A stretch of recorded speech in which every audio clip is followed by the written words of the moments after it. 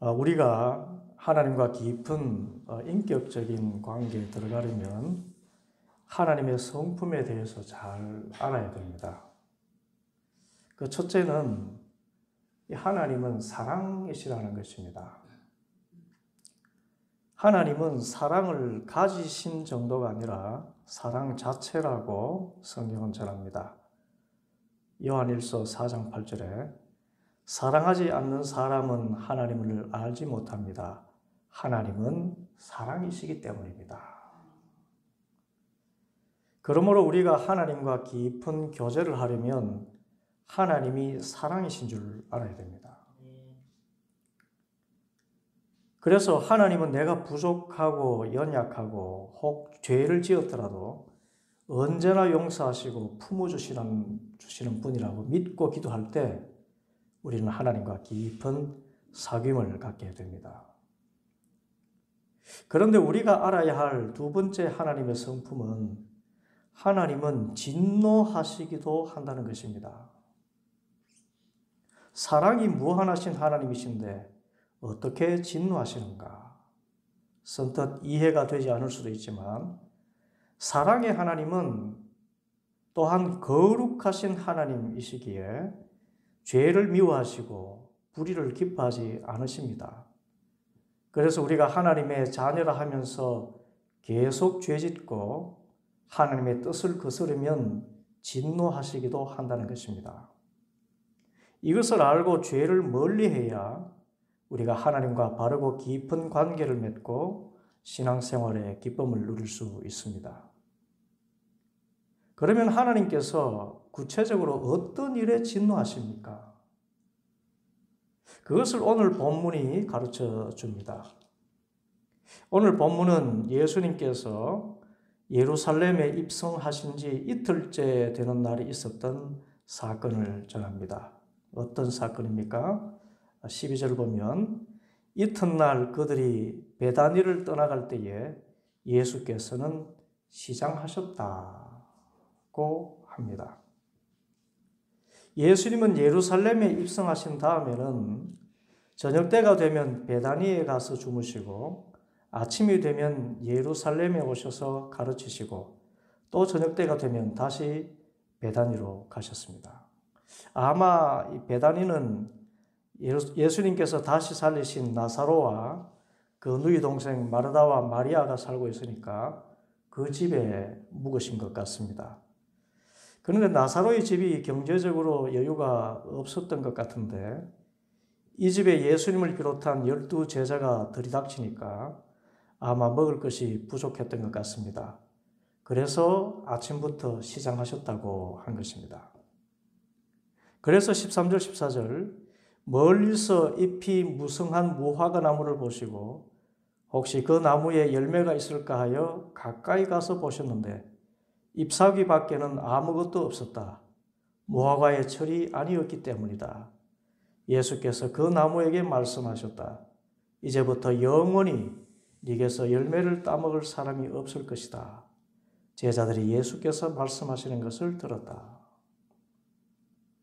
어떤 분들은 이 구절을 보고 예수님께서 열매가 있음직한 무화과 나무를 보시고 가셔서 무화과를 따려다가 무화과 열매가 없으니까 신경질이 나서 나무를 저주했다고 생각하기도 합니다. 아닙니다. 예수님은 그런 분이 아닙니다. 13절에 무화과의 철이 아니었다고 했는데 예수님께서 무화과가 열릴 때를 구분하지 못하실 리가 없습니다. 그러면 무화과 철이 아닌 것을 알고 계시면서 왜 예수님께서 그러셨을까요? 그것은 예수님의 예언적인 행위로 이해해야 합니다. 구약의 예언자들을 보면 말로도 예언을 하지만 극적으로 기억에 남도록 행동으로 예언을 했습니다. 이사야서 20장에 보면 당시 유대 나라가 의지했던 이집트가 아시리아에 형편없이 패하고 그 결과 유대인들은 옷 하나 걸치지 못한 부끄러운 모습으로 아시리아의 포로로 잡혀갈 것임을 극적으로 보여주기 위해서 그래서 이집트를 의지하지 말라는 그런 예언으로 이사야가 3년 동안이나 벗은 몸으로 다녔습니다. 예언자인데 벗은 몸으로 다녔어요. 3년 동안에. 그 말씀을 극적으로 전하기 위하였습니다. 예레미야나 에스겔도 이와 같이 행동으로 말씀을 전하게 되었습니다. 그래서 예수님께서는 예언자들의 전통을 쫓아서 지금 행동으로 예언을 하신 것입니다. 무슨 예언인가 하면 이스라엘에 대한 예언입니다. 무화과 나무는 포도나무와 더불어서 이스라엘을 상징하는 나무입니다. 이 이스라엘은 잎사귀가 무성한 무화과 나무처럼 종교 활동이 많았습니다. 남자라면 1년에 3차례 전국 어느 곳에 있든지 예루살렘 성전에 와서 종교 세를 드리고 제물을 드려야 했습니다. 특히 제사장들은 일이 너무나 많았습니다. 매일 하나님의 성소와 제단 관리, 희생 제물을 바치는 제사 주관, 하나님의 율법을 백성들에게 교육하는 일, 하나님의 뜻을 묻는 일, 한센병 환자 구별, 백성들의 송사를 재판하는 일, 축제일이나 전쟁을 알리는 나팔 불기, 하나님의 이름으로 축복 선언하는 일 등의 매일을 성전에서 사역을 했습니다. 그런데 이렇게 종교 활동은 많이 하면서도 하나님이 원하시는 열매를 맺지 못하고 있는 것이었습니다. 하나님께서 이미 예언자를 보내셔서 권면하시고 경고하시고 마지막에는 아들을 보내셨는데 이 아들을 죽일 모의를 하고 있는 것이었습니다. 이런 이스라엘을 향해서 예언을 하신 것입니다. 이제부터는 영원히 네게서 열매를 따먹을 사람이 없을 것이다. 열매를 생명으로 하는 무화과 나무로서는 그 생명을 다했다는 저주의 선포임에 틀림없습니다. 하나님이 포기하셨다고 할 수도 있고 버리셨다고도 할 수 있고 또 형벌을 내리신다는 뜻일 수도 있습니다. 그러면 하나님이 원하시는 열매가 무엇이기에 열매 맺지 못하는 이스라엘을 버리시겠다고 하셨습니까? 그 첫째는 그 열매가 신앙 인격과 삶의 변화라고 할 수가 있습니다. 신앙 인격과 삶의 변화의 열매. 하나님을 믿는다면 하나님의 백성으로 거룩한 인격과 삶의 열매를 맺어야 합니다. 그래서 이사야 선지자는 이 열매 없는 당시 유대인들에게 이렇게 선포했습니다. 이사야서 1장 11절부터 17절 말씀입니다. 주님께서 말씀하셨다. 무엇하러 나에게 이 많은 제물을 바치느냐? 나는 이제 순양의 번제물과 살찐 짐승의 기름기가 지겹고 나는 이제 수송아지와 어린 양과 순염소의 피도 싫다. 너희가 나의 앞에 보이러 오지만 누가 너희에게 그것을 요구하였느냐? 나의 뜰만 밟을 뿐이다. 다시는 헛된 재물을 가져오지 말아라. 다 쓸모없는 것들이다. 분향하는 것도 나에게는 역겹고 초하루와 안식일과 대회로 모이는 것도 참을 수 없으며 거룩한 집회를 열어놓고 못된 짓도 함께하는 것을 내가 더 이상 견딜 수 없다. 나는 정말로 너희의 초하루 행사와 정한 절기들이 싫다. 그것들은 오히려 나에게 짐이 될 뿐이다. 그것들을 짊어지기에는 내가 너무 지쳤다. 너희가 팔을 벌리고 기도한다 하더라도 나는 거들떠보지도 않겠다. 너희가 아무리 많이 기도를 한다 하여도 나는 듣지 않겠다. 너희의 손에는 피가 가득하다.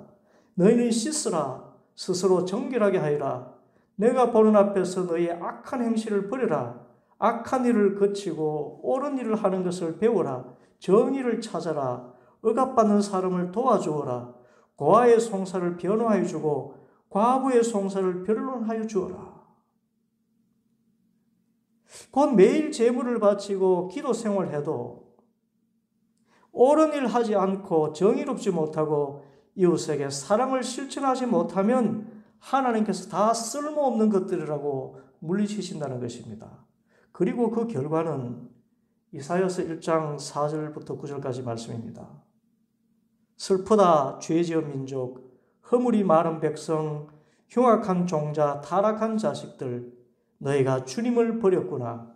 이스라엘의 거룩하신 분을 업신여겨서 등을 돌리고 말았구나. 어찌하여 너희는 더 맞을 일만 하느냐? 어찌하여 여전히 배반을 일삼느냐?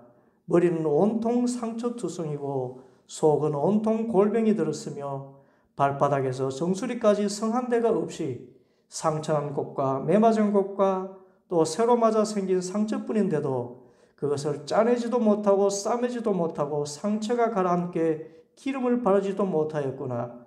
너희의 땅이 황폐해지고 너희의 성읍들이 송두리째 불에 탔으며 너희의 농토에서 난 것을 너희가 보는 앞에서 이방 사람들이 약탈해 갔다. 이방 사람들이 너희의 땅을 박살냈을 때처럼 황폐해지고 말았구나.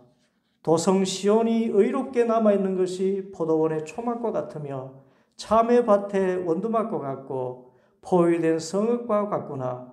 만군의 주님께서 우리 가운데 얼마나도 살아남게 하시지 않으셨다면 우리는 마치 소돔처럼 되고 고모라처럼 될 뻔하였다. 여러분, 소돔과 고모라가 어떻게 되었습니까? 하늘에서 유황불이 떨어져서 완전히 사라진 도시 아닙니까? 이처럼 종교 생활을 많이 하는데도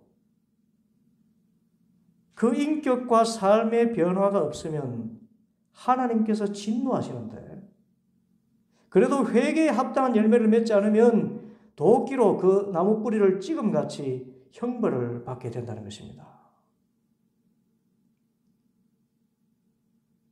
하나님을 잘 믿는다고 종교활동을 그렇게 열심히 해도 여전히 악한 행실, 그 인격의 시기와 모함과 살인과 악한 것들이 가득 차 있으면, 또 악한 행실을 멈추지 않으면 하나님께서 버리시고, 그래도 회개치 않으시면 완전히 소멸시켜버린다 하시는 것입니다. 같은 의미에서 이 열매는 신약 성경에서 보면 성령의 열매입니다. 성령의 열매는 예수님을 믿는 사람에게 임하신 주 성령님께서 우리의 인격과 삶에 나타나시는 것인데, 갈라디아서 5장 22절부터 24절에 열거되어 있습니다. 그러나 성령의 열매는 사랑과 기쁨과 화평과 인내와 친절과 선함과 신실과 온유와 절제입니다. 이런 것들을 막을 법이 없습니다. 그리스도 예수께 속한 사람은 정욕과 욕망과 함께 자기 육체를 십자가에 못 박았습니다. 이런 것들입니다. 예수님을 믿는 목적, 예수님 닮는 것입니다. 신앙생활 열심히 한 열매는 세상의 부귀영화가 아니라 예수님을 인격적으로 만난 표식이 있는 것입니다. 원수까지 사랑하고 항상 기뻐하고 화평의 사람, 인내하고 친절하고 선하고 신실하고 온유하고 절제하는 성품과 삶입니다. 이런 열매가 없으면 아무리 종교 활동이 많아도 예수님을 잘 믿는다고 할 수가 없습니다. 오히려 예수님을 믿는 아무 표식이 없는 것이기에 하나님께 책망받거나 그래도 회개에 합당한 열매를 맺지 않으면 하나님이 그 죄된 삶에 내던져 버리시는 것입니다. 그러므로 우리의 신앙생활의 목표를 예수님을 닮은 데 두고 늘 정진하는 삶을 살기를 바랍니다. 둘째로 하나님이 원하시는 열매는 하나님과 진정한 사귐입니다. 하나님과 진정한 사귐. 본문 15절, 16절 보면 그리고 그들은 예루살렘에 들어갔다. 예수께서 성전에 들어가셔서 성전 뜰에서 팔고 사고 하는 사람들을 내쫓으시면서 돈을 바꾸어 주는 사람들의 상과 비둘기를 파는 사람들의 의자를 둘러엎으시고 성전 뜰을 가로질러 물건을 나르는 것을 금하셨다. 예수께서는 가르치시면서 그들에게 말씀하셨다.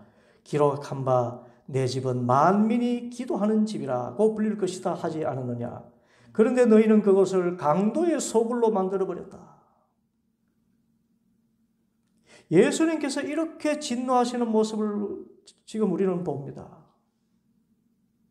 어린이를 품에 안으신 그 자상함과 병자들을 어루만지시며 고치시는 그 사랑의 주님께서 여기는 묘사되어 있지 않습니다. 여기에는 묘사되어 있지 않지만 마태복음에서는 채찍을 만들어 가지고 후려치셨다고 했습니다. 왜 예수님께서 이렇게 진노하셨을까요? 사실 당시 성전에서 돈 바꿔주고 짐승 파는 것은 필요한 일이었습니다. 왜냐하면 이스라엘 사람들은 20세 이상이 되면 일정한 금액을 매년 성전에 성전세로 바쳐야 했습니다. 그런데 옛날에는 주화밖에 없는데 우상 숭배를 하지 않는 이스라엘 백성들은 예를 들어서 황제 초상이 새겨져 있는 이런 주화를 갖다 바칠 수는 없지 않습니까? 그래서 성전에 바칠 수 있는 주화를 바꿔주는 사람이 필요했습니다. 또 짐승을 파는 사람도 필요했습니다. 먼 데서 제사 드리러 오는 사람들이 짐승을 끌어오려면 오다가 짐승이 다치거나 병들면 흠 없는 짐승을 제사로 드려야 하는 규율을 어기게 됩니다. 그래서 예루살렘 성전 근처에서 흠 없는 짐승을 파는 사람이 필요했습니다. 그런데 문제는 뭔가 하면 이 돈을 바꿔주면서 엄청난 수수료를 부과했다는 것입니다. 특별히 제사장들에게 이런 이익금이 다 돌아갔습니다. 그리고 짐승도 다른 데서 싸게 사가지고 오면 온갖 트집을 잡아서 자기네들이 갖고 있는 짐승을 사도록 했습니다. 그것도 비싼 값으로 사도록 했습니다. 완전히 종교의식을 통해서 돈벌이를 하고 있었던 것입니다. 그래서 17절에 너희는 그것을 강도의 소굴로 만들어버렸다. 칼만 안 들었지 강도지요. 이 날강도들아 하고 진노하신 것입니다. 그런데 진짜 예수님께서 진노하신 것은 본질을 추구하지 않고 세상의 물질에 대한 탐욕으로 하는 종교 활동에 대한 것이었습니다. 원래 하나님께서 성전을 세우신 것은 세상 모든 사람이 하나님께 기도하게 하기 위함이었습니다. 성전을 왜 세우셨는가? 이스라엘 사람들뿐만 아니라 세상 모든 사람들, 그 이방인들까지도 하나님께 기도할 수 있도록 하기 위해서 만드신 것이 성전이었어요.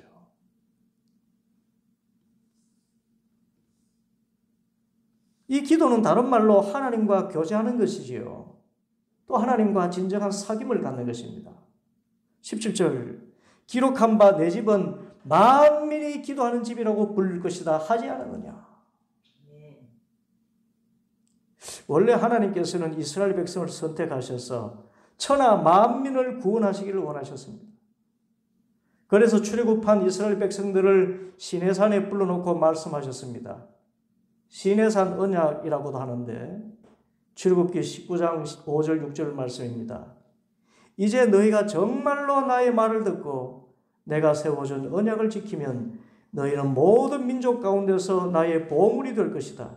온 세상이 다 나의 것이다. 그러므로 너희는 내가 선택한 백성이 되고 너희의 나라는 나를 섬기는 제사장 나라가 되고 너희는 거룩한 민족이 될 것이다. 너는 이 말을 이스라엘 자손에게 일러주어라. 그런데 이스라엘 백성들은 선민의식에만 사로잡혀서 이것을 잊어버리고 이스라엘 백성이 아닌 사람을 개라고 부르고 만민이 하나님께 기도하는 장소를 장사하는 자리로 만들어버렸습니다. 당시 성전은 여러 장소가 있는데 지성소라는 곳은 대제사장이 1년에 딱 한 번 들어갑니다. 그 바깥에 있는 성소는 제사장들만이 들어갑니다. 또 그 바깥에는 이스라엘 남자들만이 들어갑니다. 또 바깥에는 이스라엘 여자들만이 들어가는 곳이 있습니다. 그리고 더 바깥에는 이방인들이 와서 기도하는 곳이 있었습니다. 이 이방인들은 아직 완전히 유대인으로 개종하지는 않았지만 하나님을 섬기기를 원하고 기도하는 사람들이었습니다. 그런데 역사 문헌을 보면 짐승을 팔고 돈을 바꾸어 주는 곳이 감람산 근처에 4군데가 있었는데 바로 그 곁이 이 이방인들이 기도하는 곳이었다고 합니다. 이방인들이 하나님을 섬기겠다고 와서 기도하는 바로 그 곁에 짐승을 팔고 돌을 파는 시장이 세워져 있는 것입니다. 만민이 기도하는 바로 그곳을 제사장들이 돈벌이 하려고 짐승을 팔고 돌을 바꾸는 시장으로 바꿔버리고 양과 소가 똥을 싸고 우러대는 축산시장으로 바꿔버린 것입니다. 예수님이 진노하시지 않겠습니까? 그런데 예수님이 진노하시니까 오히려 18절에 보면 이해 당사자들인 대제사장들과 율법학자들은 이 말씀을 듣고서는 어떻게 예수를 없애버릴까 하고 방도를 찾고 있었다 했습니다. 왜냐하면 무리가 다 예수님의 가르침에 놀랄 정도로 영향을 받고 있으니까 예수님께서 이 무리들을 선동해서 자기들에게 반기를 들지는 않을까 염려했기 때문입니다. 여기서 우리가 분명히 알 것은 성전이 세워진 목적이 만민이 기도하는 집이 되기 위함이라는 사실입니다.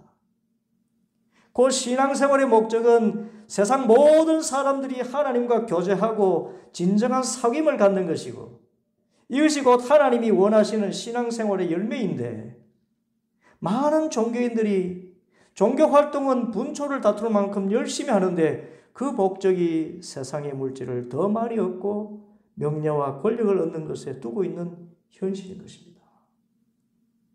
바로 이 일에 대해서 하나님은 진노하시고 여전히 회개에 합당한 열매를 맺지 않으면 찍어내버리시는 이 세상의 죄악의 놀이터에 그냥 던져버리시고 마지막에 가까스로 영혼만 구원받는 부끄러운 삶이 되고 만나는 것입니다. 그래서 우리의 신앙의 열매는 내 집은 만민이 기도하는 집이라. 내가 기도하는 사람으로서 하나님과 신령한 사귐과 교제를 목표로 살아가는 삶이어야 되겠다는 것. 그거예요. 교회를 통해서 양과 소를 팔고 돈을 환전해서 환치기 하고 하는 그런 세상적인 물욕을 채우는 것이 아니라 주님과 신령한 영적인 교제를 나누는 것. 이것을 근본적인 신앙생활의 목표로 하고 그 열매가 나타나야 하나님을 기쁘시게 하는 참 신앙생활을 하고 있다는 증거가 된다는 것입니다. 기왕 예수님 믿는 것, 하나님이 원하시는 열매를 맺는 신앙인으로 살아가기를 바랍니다. 다른 사람들 다 그렇다 해도 우리는 세상 물질과 명예와 권력을 목적으로 삼지 말고 신앙생활의 참된 목적을 하나님과 신령한 사귐을 가지고 예수님을 닮는 것에 두어서 모두가 예수님의 참된 제자로서 이 땅에 하나님 나라를 확장시키고 오시는 하나님 나라에서 큰 상급 받는 복 있는 성도들 되기를 간절히 소원합니다.